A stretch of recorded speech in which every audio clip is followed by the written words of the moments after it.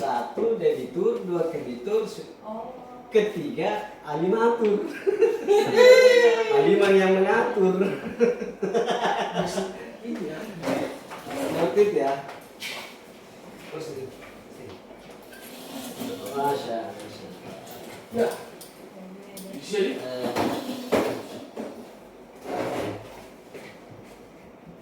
Google ya.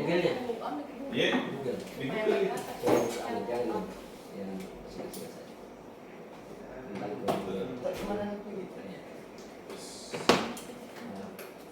You see it.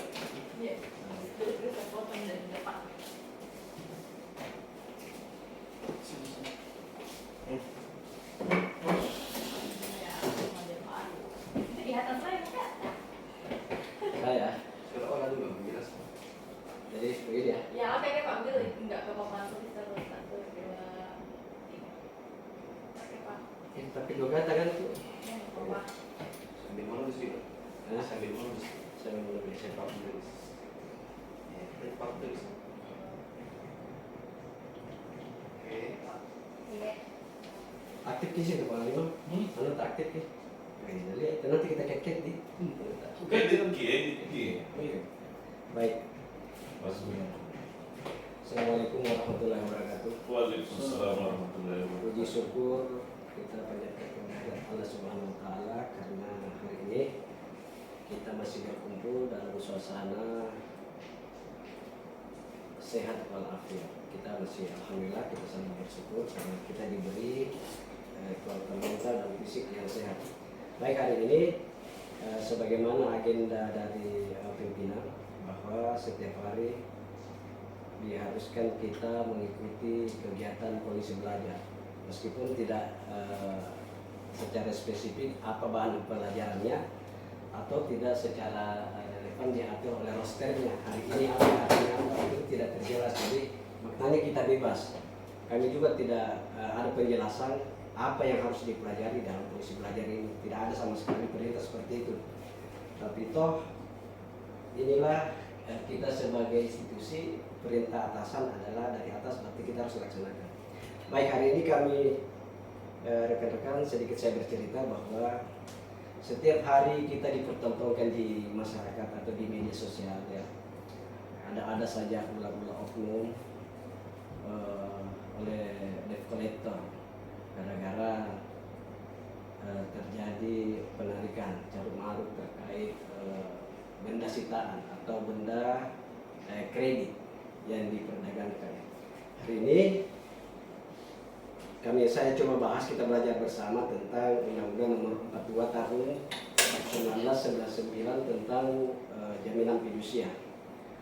Yang harus kita pahami adalah di jaminan fidusia itu sangat mengatur objeknya adalah ada debitur, ada kreditur. Debitur adalah si pemilik barang. Ini pemilik barang. Kemudian kreditur adalah tempat dititipi barang, berarti dia konsumen. Kemudian apa yang diperjanjikan di dalam jaminan fidusia, yaitu benda. Benda yang bernilai ekonomi. Benda bergerak maupun tidak bergerak. Gitu. Kemudian ada pertanyaan, apa yang dimaksud dengan jaminan fidusia? Jadi sesuai Undang-Undang Nomor 42 ini kita harus paham bersama bahwa rekan-rekan bahwa jaminan fidusia adalah pengalihan hak kepemilikan suatu benda atas dasar kepercayaan dari debitur sebagai pemegang hak kepada yang dialihkan kepemilikannya kepada kreditur. Ini di dalam hal ini perjanjian ini, pengalihan ini diikat dengan perjanjian jaminan. Itulah dikatakan jaminan fidusia karena pengalihan hak dari kepemilikan barang kepada pihak kedua yang bukan miliknya tetapi masih pemilik awal. Gitu. Dan dikatakan jaminan fidusia. Kemudian yang dijaminkan adalah benda yang bernilai ekonomi. Kembali lagi bahwa objeknya adalah benda ekonomi. Contohnya motor atau barang dagangan lain. Kemudian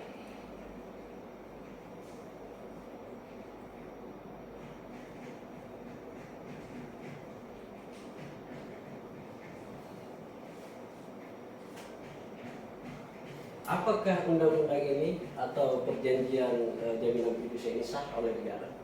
Inilah bentuk yang kita pelajari sekarang, bahwa negara sudah mengakui sehingga dibuatkanlah Undang-Undang Nomor 42 Tahun 1999 tentang jaminan fidusia. Yang dasarnya adalah, melatar belakangnya adalah karena keinginan masyarakat ingin memiliki benda. Dulu hanya pada tahun 80-an atau 90-an itu kita ketahui bersama, kalau keinginan masyarakat memiliki benda itu agak susah ya. Hanya orang kaya saja yang bisa memiliki benda. Tetapi pemerintah mengeluarkan undang-undang ini sudah secara jelas mengatur bahwa orang miskin pun boleh membeli suatu barang atau meminjam melalui badan hukum leasing, ya, bentukan leasing berlomba-lomba di Indonesia ini banyak sekali leasing. Kemudian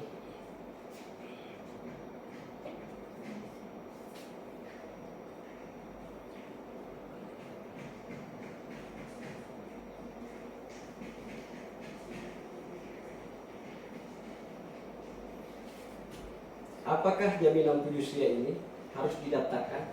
Nah, ini banyak yang bertanya seperti itu, bahwa benar bahwa jaminan fidusia itu wajib didaftarkan dalam hal benda yang dibebankan dengan jaminan fidusia berada di dalam wilayah negara Republik Indonesia. Jadi setiap benda yang dijaminkan itu harus didaftarkan. Kemana? Didaftarkan ke pihak leasing dan ke pihak pengadilan. Seperti itu.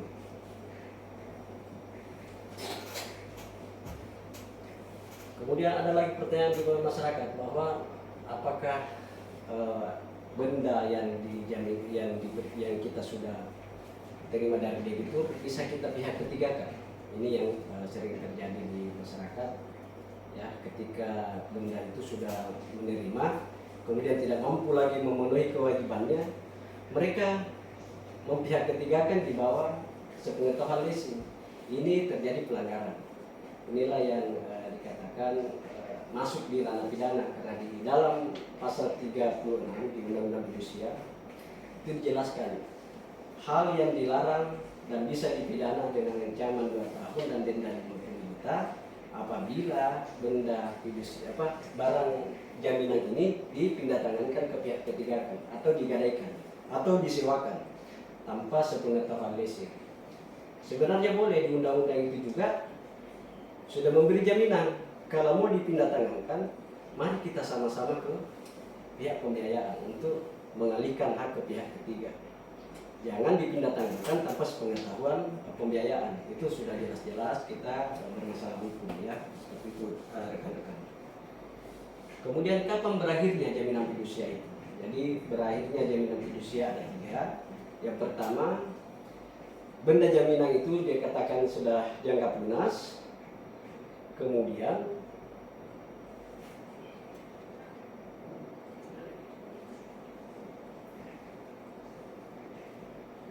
jaminan fidusianya sudah musnah, kemudian maksudnya jaminan ini sudah musnah, kemudian pelepasan hak jaminan. Jadi pelepasan di pihak ketiga kan, berarti dari kreditur pertama dengan kreditur kedua itu sudah selesai. Kemudian apalagi dimusnahkan, musnah benda jaminan ini objeknya adalah musnah. Musnah karena apa? Ya mungkin karena disita oleh negara kemudian dimusnahkan. Itu dianggap berakhirnya jaminan fidusia.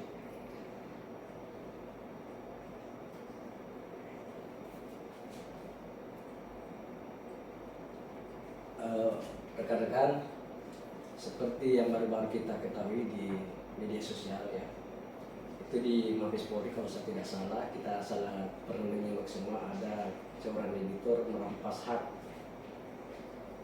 mau menyita barang berupa mobil dari sang kreditur dilakukan itu oleh kolektor. Sebenarnya sepengetahuan kita bersama bahwa bolehlah pihak leasing mempihak ketigakan dengan syarat memberi kuasa penarikan. Tetapi pada saat penarikan itu, orang yang dikuasakan terlebih dahulu harus memegang sertifikat jaminan fidusia. Karena kreditur juga dijamin haknya. Jadi tidak serta-merta ketika terlambat dilakukan pembayaran, maka pihak debt collector atau pihak leasing datang menarik barang itu. Tidak seperti itu, tidak segampang itu. Tetapi wewenang debt collector atau leasing seharusnya lebih utama adalah memberi dulu surat teguran sampai 1, kedua sampai ketiga.